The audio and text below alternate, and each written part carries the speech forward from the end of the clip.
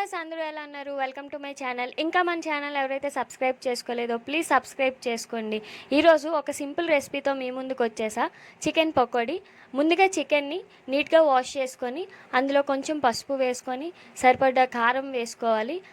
ఇప్పుడు ఆ ముక్కలంతటా కారం ఉప్పు బాగా కలిసేలా కలుపుకోవాలి.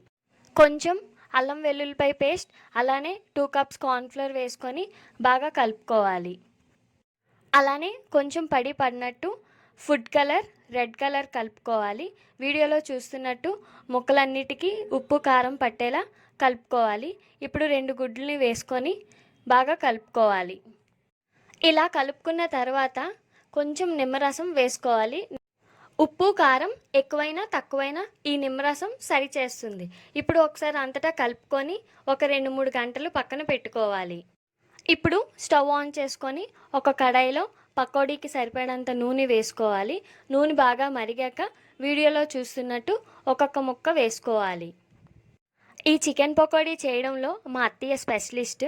మేము తినాలనుకున్నప్పుడు మా అత్తయ్య ఇలా కలిపేసి ఉంచుతారు. వీడియోలో చూస్తున్నట్టు చికెన్ ముక్కల్ని మధ్య మధ్యలో కలుపుకోవాలి.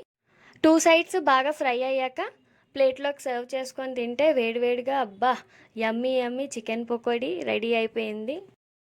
వంట రాని వారు కూడా ఈ చికెన్ పకోడీని ఈజీగా చేసేయచ్చు. Simple recipe.